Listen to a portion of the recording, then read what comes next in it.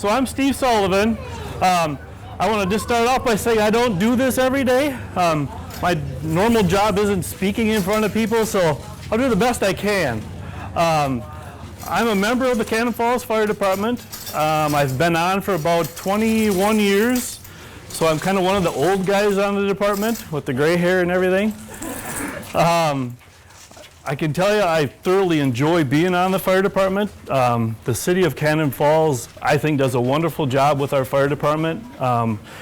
We really feel like we have everything that we need to have on a day-to-day basis, and I think that's very fortunate. There's a lot of towns that I don't know have all that, so we're grateful to the city of Cannon Falls for giving us what we have.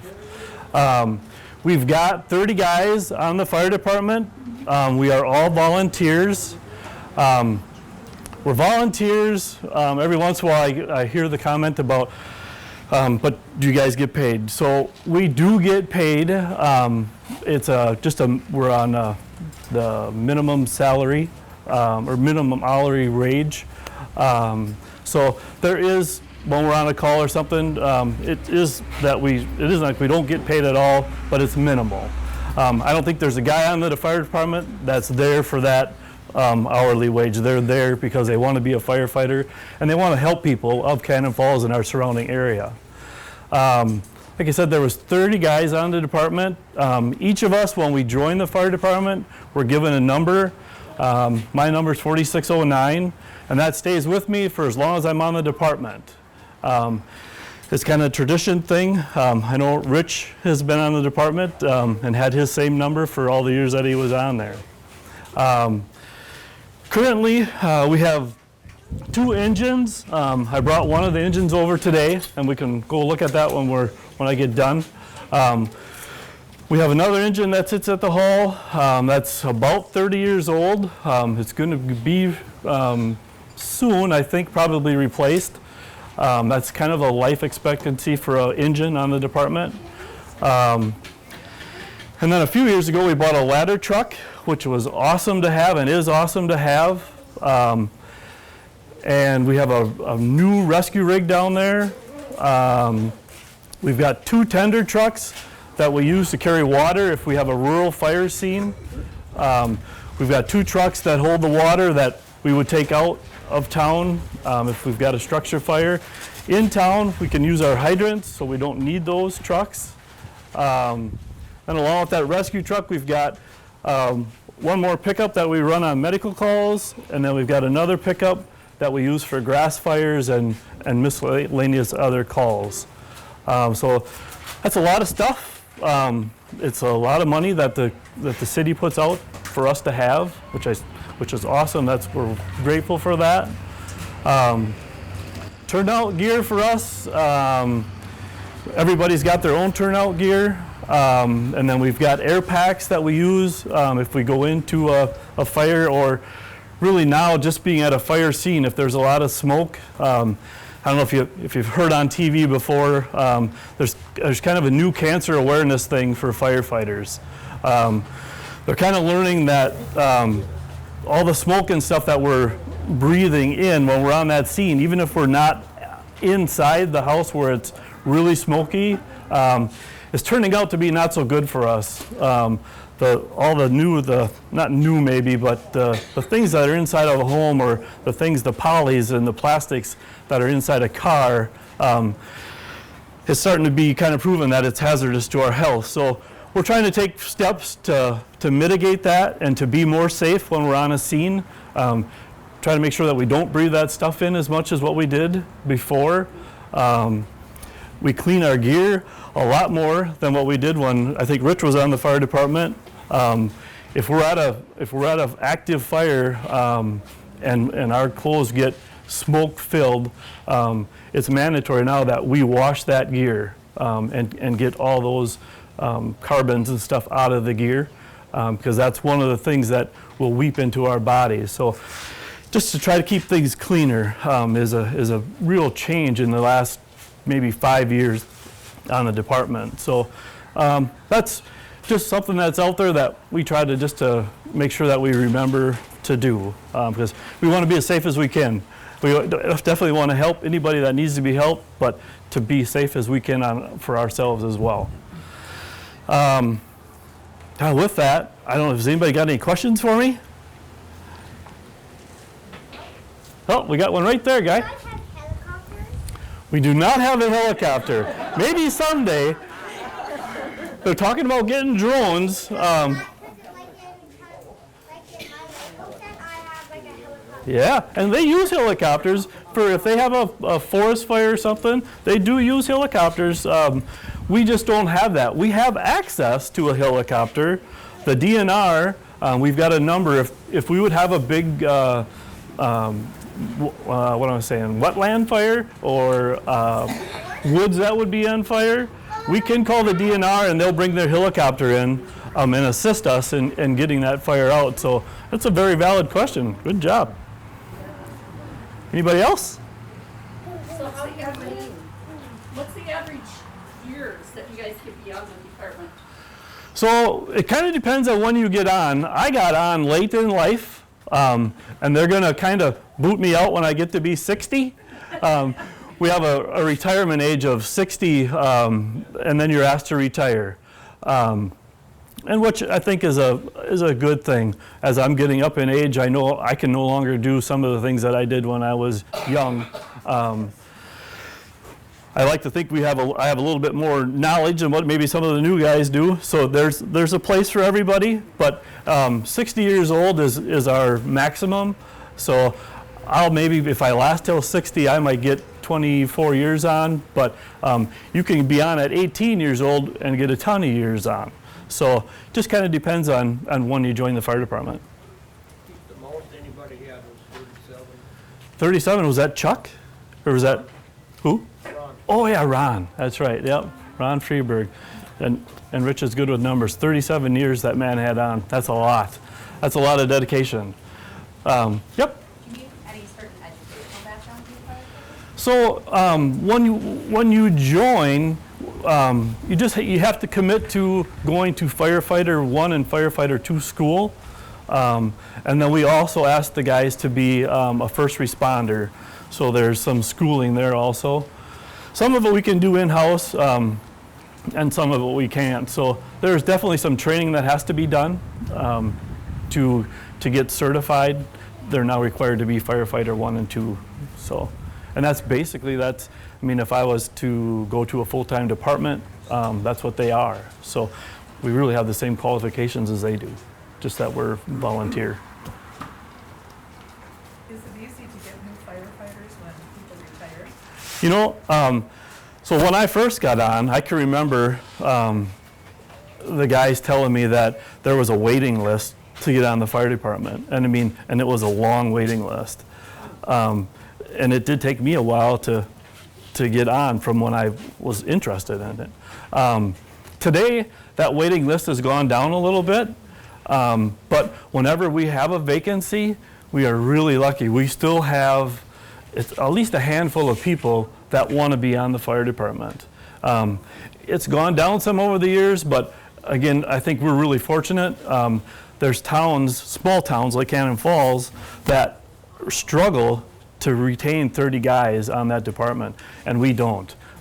If we have an opening, we can usually fill it within 2 weeks, and then go through that process of getting them trained in so that they can go into a structure that's on fire.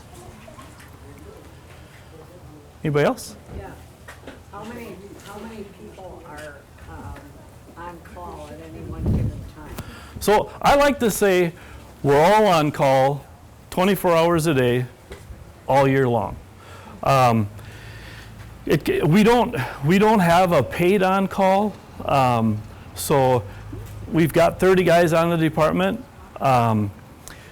If you're around and our pager goes off, it's not my pager, sorry.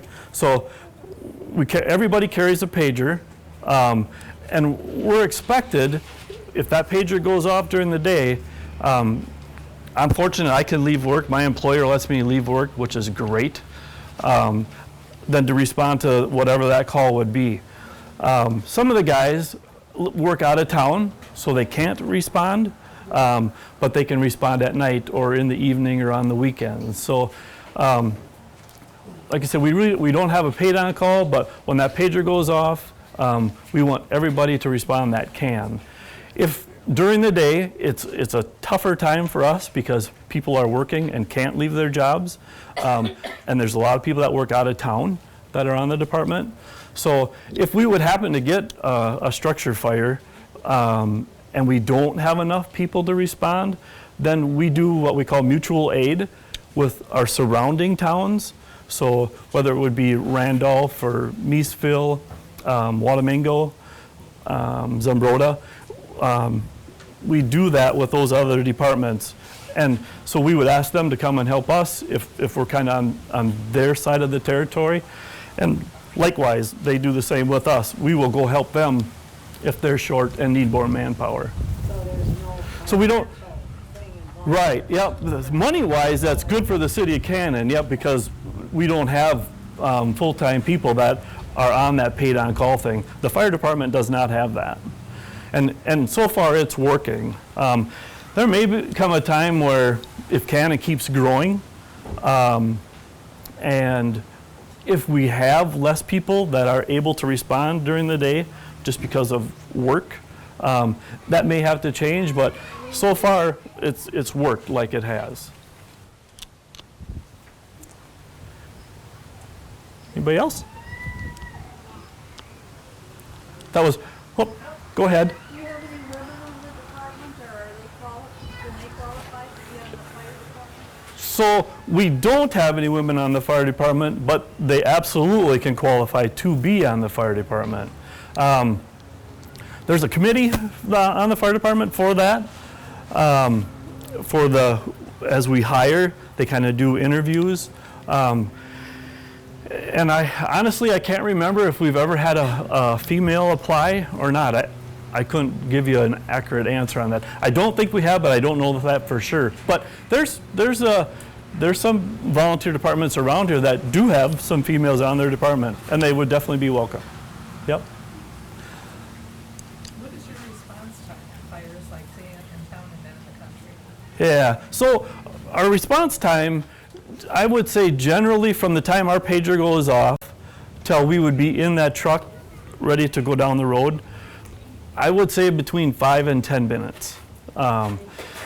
Usually there's a handful of guys that are able to respond right away to get one truck going. The rest of them, if it's during the day, it's going to take a little bit longer. At night, that 5 to 10 minutes, boy, we'd probably be having all of our trucks rolling that needed to roll, just because there's more guys that can respond during the evening hours. These are our pagers that everybody carries. They go off when there's a call, and then there's a recorder that's on here, so what that dispatcher says to us is recorded into this, so I can play this back and get that address. So that's kind of a newer feature.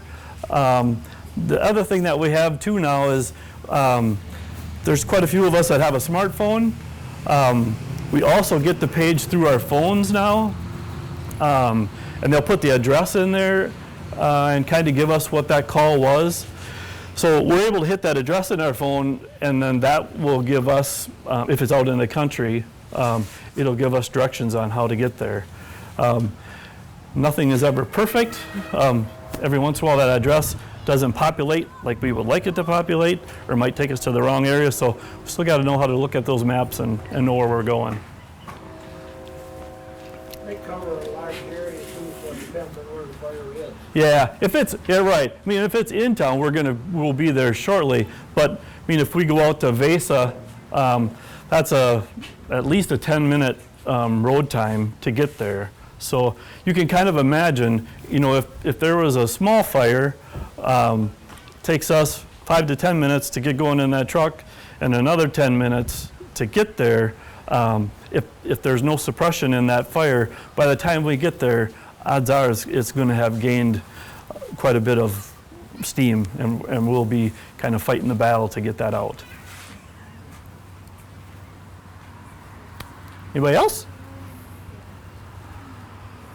Tuesday night during the tornado warning, do you like have employees come down and like pre-stage or whatever you want to call it? So we've just recently kind of changed how we do that a little bit. If it's an actual warning, kind of just based on what went through here before, we sent all our trucks out, and we've done that in the past. If there's a warning, we would send spotters out. We kind of learned through that last tornado, or I don't know if it was wind or tornado, but where it did all the damage in town. We had trucks out, and those trucks actually had a hard time getting back into town because of all the trees and stuff that were down. So I think our new way of thinking on that is if it's a true warning, we're going to stay in town. We're not going to go out and send spotters anymore. If it's a warning, the sirens are going to go off. We should all know to take cover. Us trying to pinpoint where that tornado is, I don't know is going to do a lot of good for people. We should. I mean, our feeling is everybody, when you hear that siren, take cover until there's an all clear. So, kind of changed that just recently. Yeah. What's the worst fire you ever had? Oh, gal. Remember, I'm old and I've been on a long time, so I don't remember well. You know, fortunately, when it comes to fires, you know, it's always devastating for people when they lose their home. But the good thing is nobody's ever lost a life since I've been on the department. So that is really good. But for somebody to lose their home, that's devastating. And more so for sure for the family of that home than it is for us, but you still feel bad for them. No matter who it is, losing a home is a tough deal. Yeah.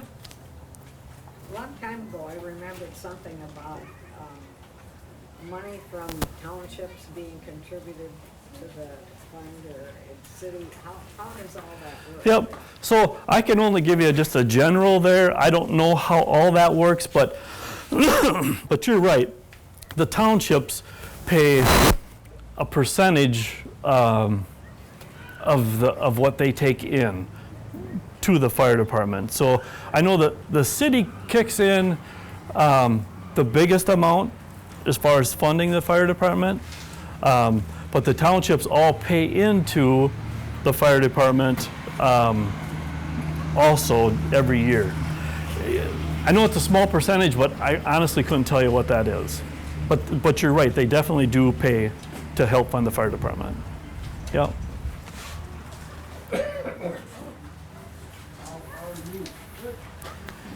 Anybody else? If not, if you want, we'll go down and take a look at the truck, if you want to. What's your diameter of? Well, so we probably go, I would say, 20 miles at the most. Really? But and there isn't many out that far, but 15 is probably more realistic. Really? Because we go out number 14 and we cross 9 and go, I think County Road 44 is the cutoff. So that's a ways out there, you know. And if it's something burning, and if they don't have something to try to slow it down, by the time we get there, it's not good. You know, we're going to basically try to keep it to go from another building. You know, if there's something close, so that it just doesn't continue to burn stuff. So. No, so on something like that, if we would be clear out there, and if it was a structure that was on fire, the first thing I would do is I would ask our dispatcher to call Wadamingo and have them come to before we even start going down the road, because we kind of know what we could be in for. If it turns out that when we get there, it's a little 8x8 utility shed, so be it. You know, they came and we're going to help, but it's always good to be cautious, I think, and try to be ahead of it. Yeah. Just to kind of go through some of this stuff. We keep a couple of fire extinguishers. There's a CO one in here. If you would happen to have something on your stove that had got too hot, the oil got too hot or whatever, we would take that in. we always want to try to do as least amount of damage to your home as we have to do, you know, try to keep that in mind. So, You have to call the other guy. yeah, right, yeah. Yeah, I have to be careful there. Very true. Here's my card. Yeah. Oh, and by the way, no, I've never done that. So these are our air pack containers that hold our air. So we have the spares in here. Inside the truck, there's 3 guys that would sit in the back there. They sit down and they can fasten their seat belts and then put those air packs on. So when we get there, they're kind of ready to go. But these are really key. When I first got on, it kind of shows my age a little bit, they were a lot different than that. They weighed way more than that, and how they hooked up were a lot different. We used to, when we unhooked it, had like a little elephant trunk thing, and when you ran out of air, that thing drug around. So if you can imagine that little elephant trunk thing dragging on the floor that you're crawling on, and you're sucking up through that. So you wanted to not do that. You try to keep it tucked into your coat, but eventually, you know, it's dark and you can't see, that thing would pop out, and all of a sudden it's like, oh, that wasn't good. So things have gotten over the years much better for us. That cancer thing that I brought up, it's just, they're seeing more older firefighters get cancer earlier and more of them. So it's just kind of a bummer. But we do everything we can do now. It used to be when I first got on, if you had dirty gear, that meant that you were in there working, you know, and you were kind of proud of that. Today, that's a no-no. You know what I mean? That's bad news. You clean it all the time. Not that you can't get in and get dirty, I'm not saying that, but when you get back, get that gear cleaned very well so it looks new when you're done. Do you have to use a certain solution? So there's a soap that's for gear that they've made for gear. Yeah, that has some stuff in it, I'm sure, to clean out some of those chemicals that are in there. So yeah, yep. How long do you have to put on your uniform when So it kind of depends. Today we say to leave that uniform on a lot longer than we did when I first was on. I now tell the guys, leave the gear on until you're not in that smoke anymore. Because the smoke, even after the fire's out, there's smoke and there's chemicals that are in the air, and we don't want those on our body anymore. We've learned that that's not good. So really, until all that heat and stuff is gone, I want the guys to leave their gear on. So before it was, if the fire's out, take your gear off. And if it's a really hot day, unfortunately that's still going to happen because the heat will overcome, because that gear holds the heat out, but it also keeps it in, you know, for us too. So it's kind of a double sword deal. So this is one of the jaws, and normally this tool was only in our rescue rig. That's an expensive tool. We bought that tool with, we do bingo at Brewster's. And so part of that money that we earned from the bingo revenue went into buying that tool. Is that what they call the jaws? Yeah. Oh, Yep. I've never seen it. So that cuts and pries? Or? Yeah. Yep. This one here will cut and pry both. Right. Yep. Some of them will just cut, and then we've got another one that's just made for prying. This does both, and then it's battery operated. The battery operated thing is somewhat new to the firefighter industry. They're nice. I, being older again, I'm always a little paranoid of the battery, that if it's going to work, you know, if it's going to be. Yeah, so we have one other spare just in case. But on our other truck, we've got motors that run the pumps to run the tool. So this is just an extra, basically. So if we were out on a scene and we needed to get a hood open or something for a car fire or whatever, that's really nice to have. So, what kind of truck is this called? So this is an engine. Yep. So this one will pump water. We can hook up to the hydrant and hook up a bunch of hoses and stuff to it. But you don't carry water on this. This one will carry 500 gallons. Oh. Yep. But So 500 gallons might sound like a lot, but it's in the firefighting thing.